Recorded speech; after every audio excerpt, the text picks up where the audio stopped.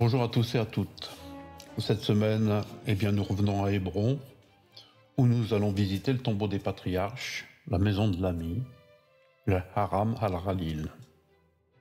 Cet édifice est unique au monde, vous ne trouverez rien de semblable sur la terre. La légende dit qu'il a été construit sur le lieu même où fut enterré successivement Abraham et Sarah sa femme, Isaac et sa femme Rebecca, et Jacob et sa femme Léa.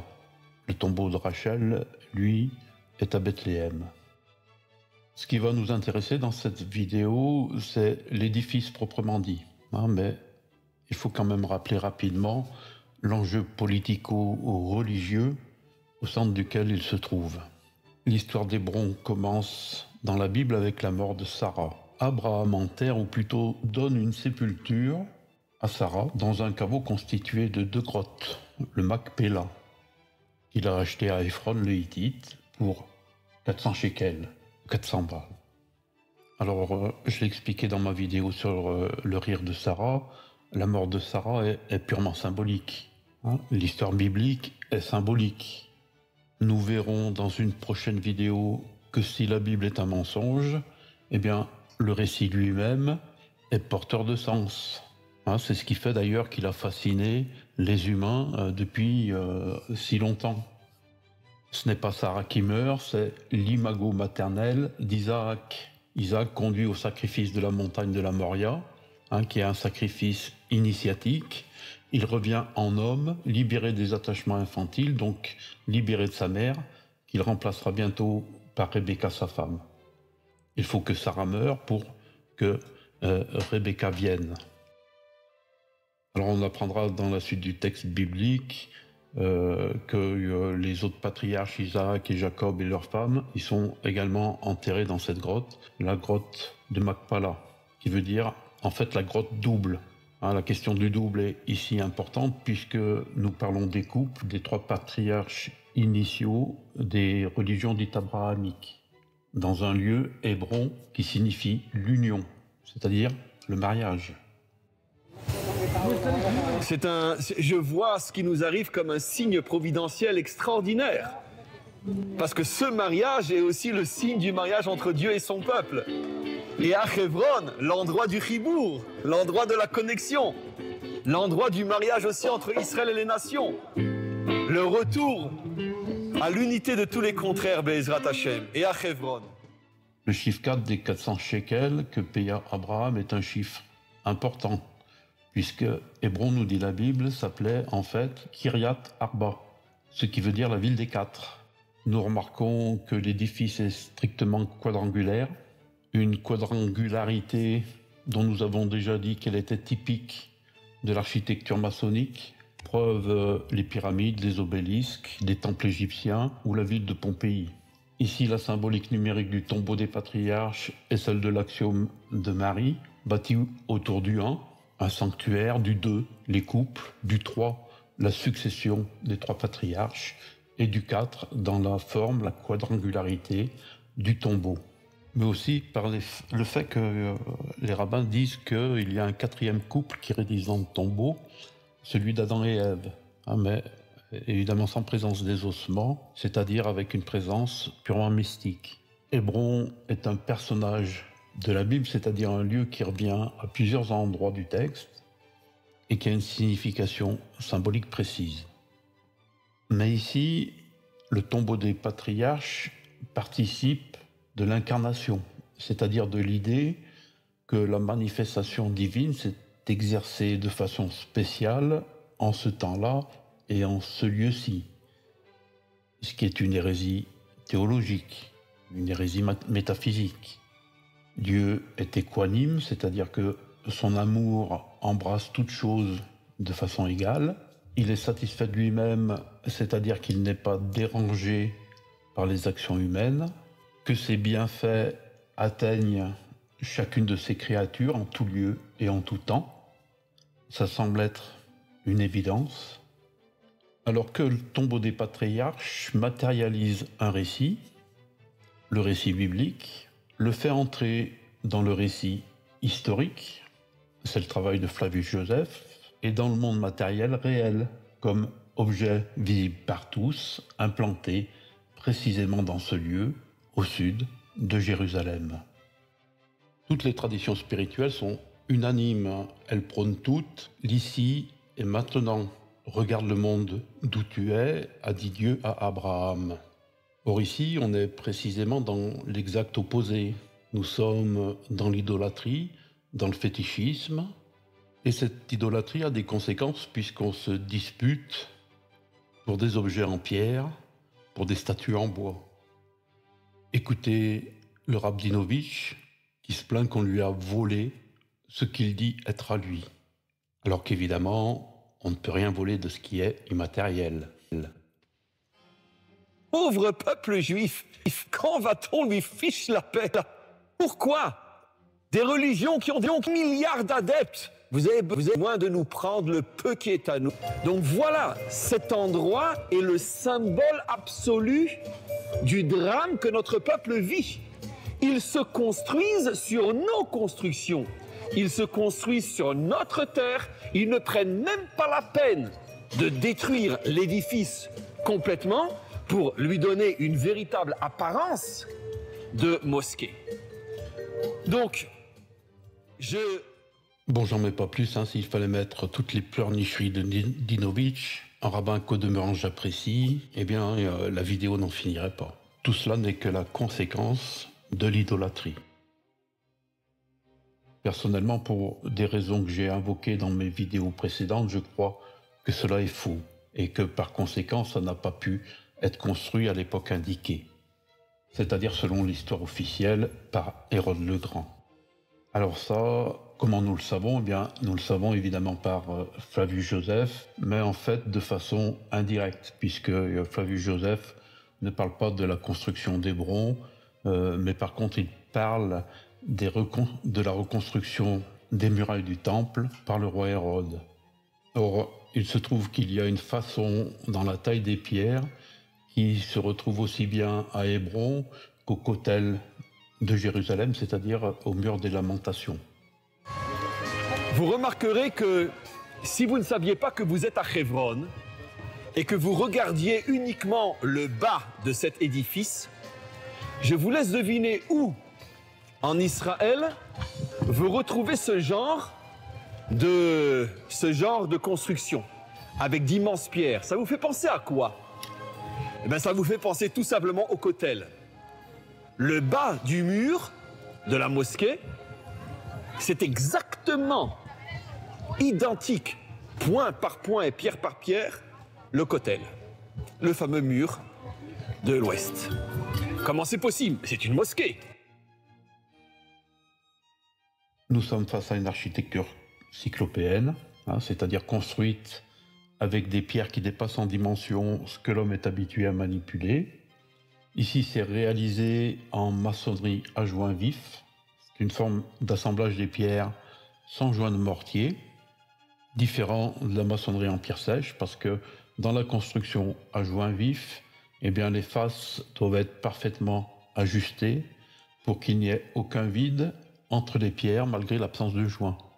Dans la maçonnerie, le joint de mortier est là pour compenser en fait les défauts d'équarrissage qu'il y a entre les pierres. Selon comment elles sont taillées, plus ou moins taillées, on utilise plus ou moins du joint de mortier pour assembler la maçonnerie.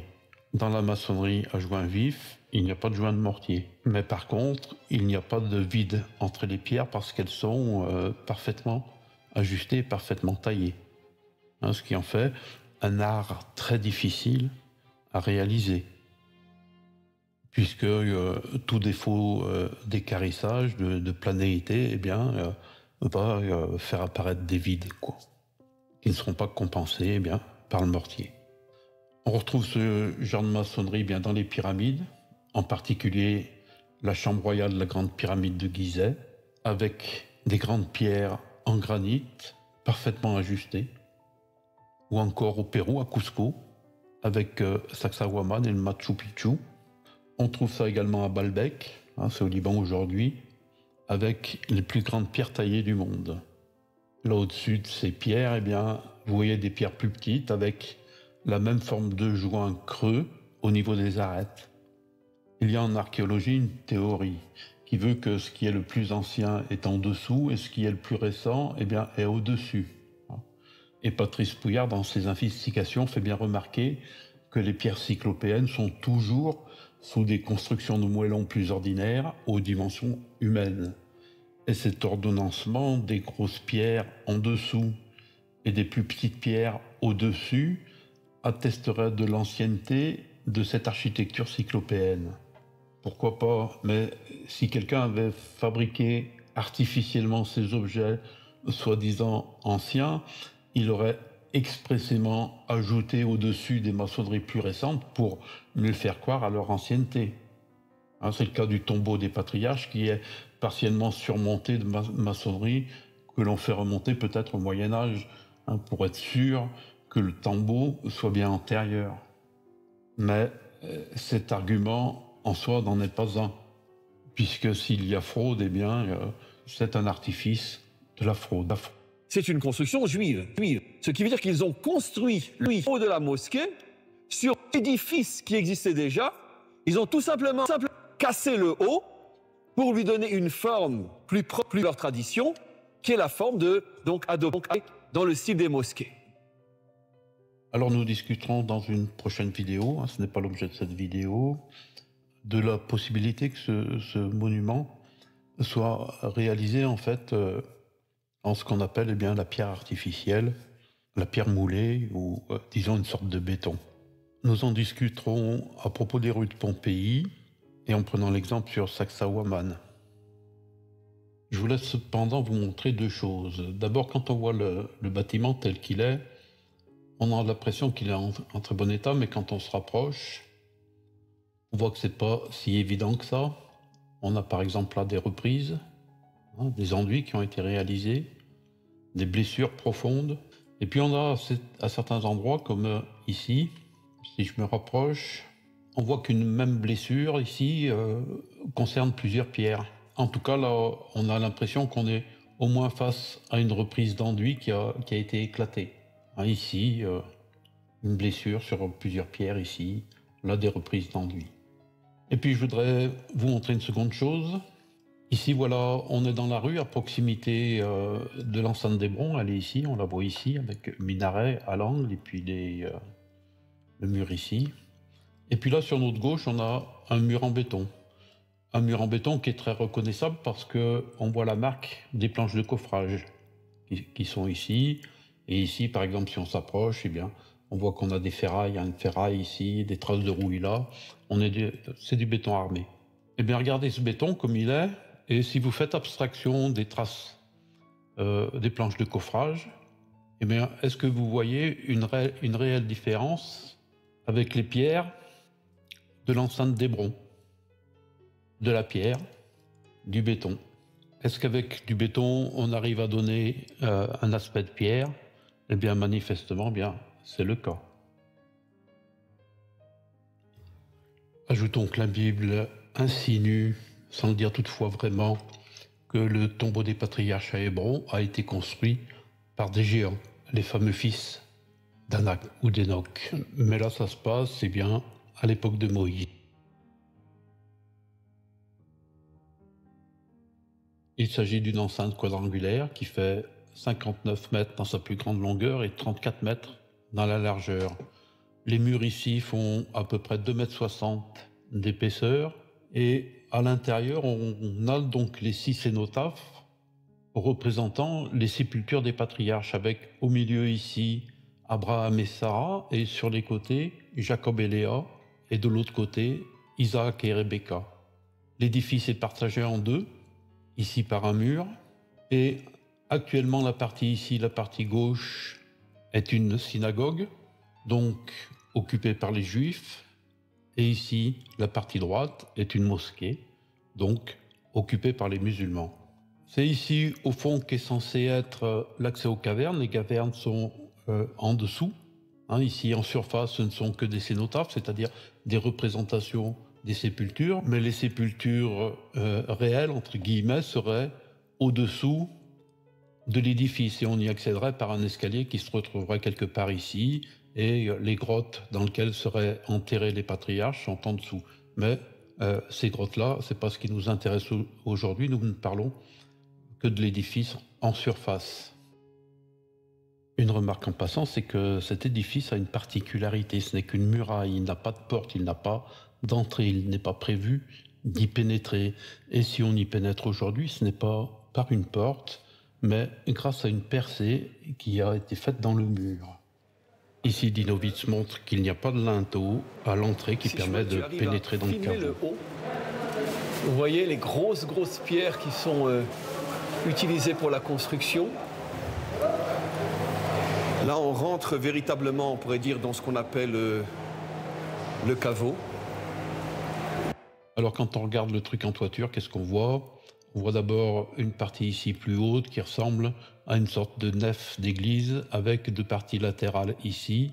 Et puis, dans la deuxième partie, là, la partie en synagogue, on voit des petits dômes qui correspondent, si on regarde le plan, à ces espaces-là. Et ce qui devrait ressembler à ce qu'on appelle des marabouts, c'est-à-dire des tombeaux en fait de marabouts qu'on retrouve partout en Afrique du Nord, où on a une petite construction carrée surmontée d'un dôme et la tombe est au centre. Ici, il y en a 4 et manifestement, bien, ces 4 marabouts ont été réunis ici et là par une toiture commune. La partie qui est là étant une cour qui est abritée par une toiture légère moderne. Et donc on voit que dans cette partie-là, eh bien, les cénotaphes ont la forme d'un marabout musulman, alors que les cénotaphes ici de cette partie-là, Rebecca et Isaac, eh bien, eux ont la forme d'un tombeau chrétien, surmonté en plus d'une pyramide. Donc on peut dire, au vu de cette disposition, qu'on n'a pas un seul édifice, mais 4 édifices distincts. L'enceinte, bien sûr, qui entoure le tout. Mais à l'intérieur, eh bien, les 4 marabouts, qui ont un aspect musulman. Et puis, autour de ces 4 marabouts, eh bien, on a la toiture qui les réunit, qui a été construite ensuite, plus tardivement. Et cette toiture n'a pas été construite en même temps que les marabouts. C'est quelque chose qui vient les réunir. Et puis on a la partie ici à droite, celle qui ressemble un peu à une nef d'église, ou qu'on dira peut-être chrétienne, d'origine chrétienne, c'est-à-dire datant de l'occupation chrétienne au bas Moyen-Âge. Alors ces 4 édifices, dans quel ordre ils ont été bâtis? On se dit que si l'enceinte autour était première, par exemple bâtie bien au-dessus des grottes qui sont en dessous, mais pas encore habité par les constructions intérieures, eh bien, on se dit que si ça avait été le cas, on aurait une unité intérieure qui résulterait de l'unité extérieure. Donc ce n'est pas ce qu'on a. On a une disparité intérieure qui nous laisse penser que l'enceinte extérieure a été construite après, pour entourer quelque chose d'existant. Alors ici, on a une coupe sur la partie, disons, église. On voit l'enceinte ici, et puis on voit la toiture de l'église qui arrive au-dessus de l'enceinte et qui montre qu'en fait, eh bien, l'enceinte a été construite d'abord et l'église est venue ensuite dessus. Et que tout l'ensemble de cet ouvrage-là vient après la construction de l'enceinte. Mais en réalité, on peut bien imaginer une autre chose, c'est-à-dire un édifice intérieur ici construit avant, sur lequel on a rajouté l'enceinte extérieure. C'est-à-dire que dans l'épaisseur des 2,60 m de mur, il peut y avoir un mur plus ancien qui fait, mettons, 1 mètre d'épaisseur, et il reste encore 1,60 m pour créer toute la façade qu'on voit à l'extérieur. Et la partie au-dessus ici est finalement qu'un artifice qui permet de cacher la jonction, qu'on ne voit plus comment ça se passe. Mais en tout cas, cette solution-là, elle peut tout à fait s'imaginer sans poser de problème constructif particulier. On voit ici ce qui serait l'accès aux grottes avec l'endroit où les Juifs auraient prié à l'extérieur dans le temps passé. Mais cette représentation-là est tout à fait hypothétique, elle ne repose que sur des témoignages, parce que l'accès aux grottes souterraines est interdite de la part des musulmans depuis des décennies et des décennies, et personne ne va vérifier sous les jupes du tombeau si Et il y a bien, au fond, les dépouilles des prophètes, des patriarches. Tout ce qui se passe en dessous de cette ligne de trait est hypothétique. Ici, nous avons une coupe sur le caveau, elle passe par le tombeau de Sarah et celui d'Abraham. À l'arrière-plan, eh bien, nous voyons la mosquée qui ressemble à une église. Et nous avons ici, à gauche et à droite, les murs de l'enceinte. Cette coupe semble montrer que la toiture qui relie les marabouts est postérieure à l'enceinte. Nous avons là une vue qui a été prise à l'intérieur, à proximité du tombeau d'Abraham, ici précisément, et une autre vue ici en se retournant au même endroit où on voit le mur du fond. Et bien sur cette vue, on voit les grosses pierres de l'enceinte. Et donc ici, nous avons quelque chose qui contredit mon propos précédent et qui confirme bien que la toiture de la synagogue là, qui relie les marabouts est bien construite après l'enceinte et qui suggère qu'il en est de même bien, pour la mosquée. On pourrait proposer alors comme ordre de construction, en premier bien, la construction des 4 marabouts à l'époque musulmane, puis ensuite la construction d'une enceinte plus vaste qui permet d'incorporer les 2 nouveaux cénotaphes, celui d'Isaac et de Rebecca, dans l'église, dans la mosquée, et la création de la couverture commune aux 4 cénotaphes existants. À quelle époque cela a été fait? Bien, avec les éléments en notre disposition, c'est difficile à dire. Mais vraisemblablement à une époque tardive.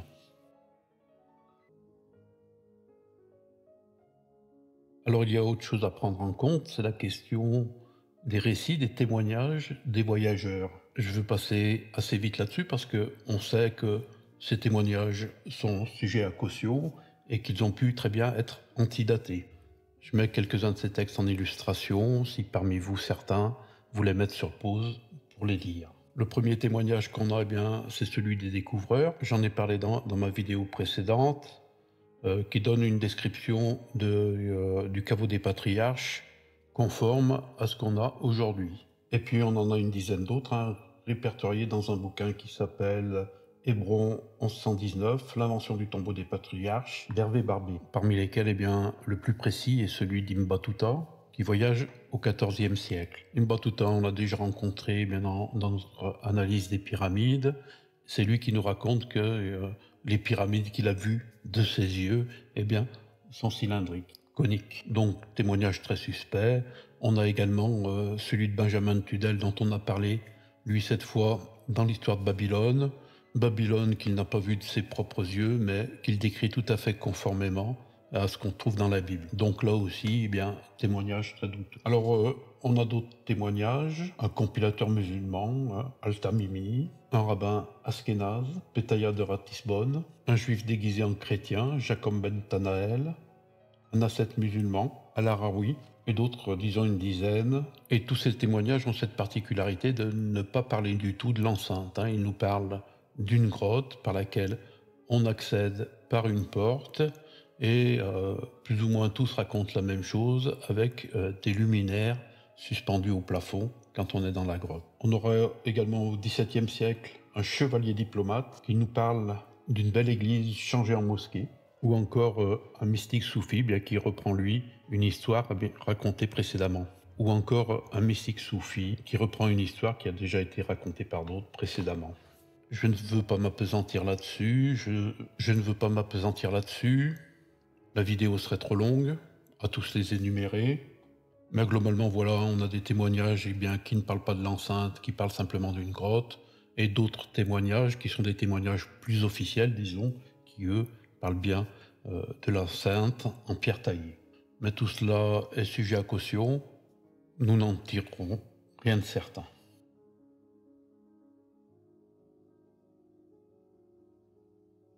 Alors voilà, on va faire maintenant un petit tour sur Gallica. Je sais que c'est limité comme source, mais au moins ce sont des sources officielles, estampillées officielles. Et nous allons voir donc ce qu'on y trouve. Donc en carte, on a une seule carte. Qu'est-ce que c'est? Alors ce n'est pas une carte, histoire de la cosmographie universelle. Juste pour signaler Une petite énormité, hein. Il est écrit, les Juifs tiennent, selon ce que récite saint Jérôme, qu'Hébron, autrement nommé Cariat Tarbé, la ville des quatre donc, est celle citée des Noses en tant que les quatre pères Adam, Ève, Isaac et Jacob y ont été mis en sépulture. C'est quand même une bizarrerie, on est au XVIe siècle, on se demande pourquoi cet auteur est si confus dans son esprit, il ne parle pas d'Abraham et il le remplace par Adam et Ève. Mais à l'évidence, ce qui est évident pour nous, c'est-à-dire qu'il y a bien trois patriarches, n'avait pas l'air de l'être vraiment pour lui. C'est étonnant. Donc ce qui va nous intéresser, eh bien, ce sont les images, les illustrations. Alors ici, on a essentiellement des photos. On va classer par date d'édition. On voit qu'avant le 19e siècle, on n'a quasi rien, puisque on a 3 illustrations avant le 19e siècle. 16e siècle, une vue d'Hébron, au loin. Alors on imagine que c'est ici, hein. Rien qui ressemble au tombeau des patriarches. C'était le XVIe siècle, hein, donc après 1500. 7e siècle, une illustration. Alors il s'agit d'un livre illustré, avec ici une carte de Palestine. Jérusalem est ici. On voit la forme hexagonale du dôme du rocher, hein, l'enceinte des murs. Bethléem, Hébron, ici. Une pyramide, ici. Ensuite, eh bien, date d'édition 18e siècle. Là aussi, un livre illustré. Rien de spécial donc sur l'enceinte. Hein. Et on arrive donc tout tranquillement au 19e siècle, hein, où là, on commence à avoir des illustrations. Une quinzaine. Des Bédouins, le puits de Bathsheba, dont on a parlé. Ici, une vue de l'enceinte, hein, souvenir d'Orient, quelques photos. Photos des chaînes de Mamré, près d'Hébron. Un petit bout de texte hein, qui ne parle pas par contre de la citadelle. Et ici, une photo au lointain, où on voit ce qui semble être le tombeau des patriarches. Nous sommes ici dans les années 1850 ou quelque chose comme ça. Égypte, Palestine. Pareil, un livre illustré. Une photo d'Hébron. Ici, on voit très bien le tombeau des patriarches. Une vue ici à l'intérieur du tombeau des patriarches. Donc là, on est à la fin du 19e siècle, 1895, 1885, 1893. Au théorite, on s'en fout. Hébron, vue générale.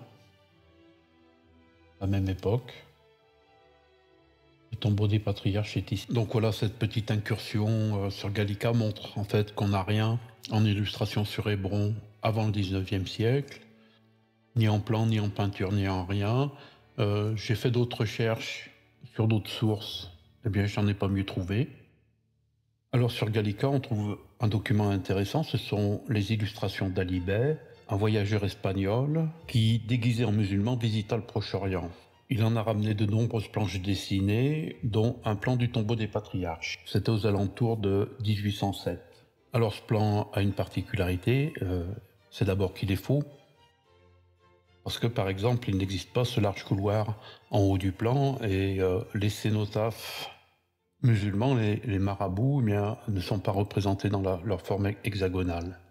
Alors on y trouve aussi une coupe tout à fait intéressante parce qu'elle reproduit eh bien, évidemment les mêmes défauts du plan.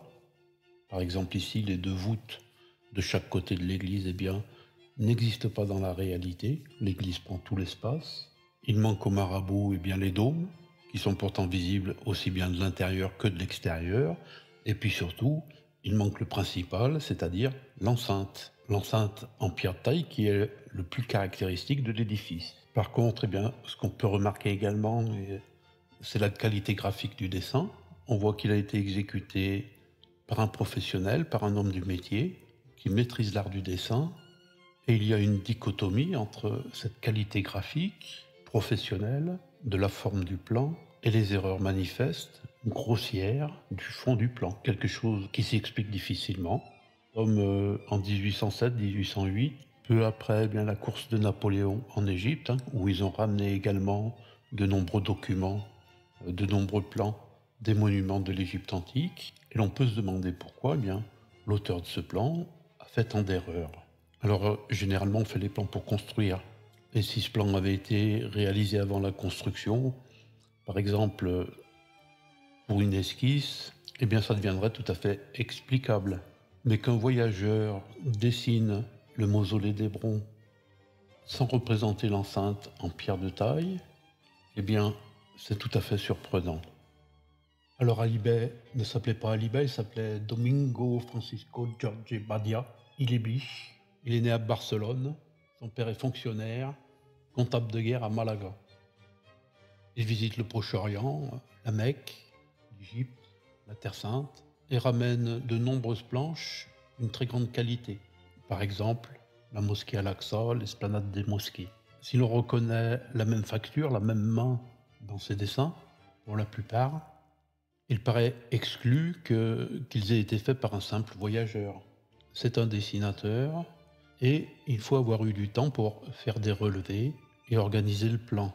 Il est bien plus probable qu'il a repris des plans qu'on lui a fournis, qu'il a mis lui ou d'autres mis en forme et dont il s'est attribué la paternité. Mais ça ne peut être en aucune façon le travail d'un voyageur. Et ça, donc, à la liste des faux historiens, il faut y rajouter la liste des faux voyageurs, comme Ibn Battuta, cet Alibay, ou encore cet Anglais qui nous parle de Pompéi et d'Herculanum au début du XVIIe siècle. Ces soi-disant voyageurs écrivent après que les objets architecturaux correspondants aient été construits, mais ils sont antidatés pour faire croire que ces objets-là étaient là avant.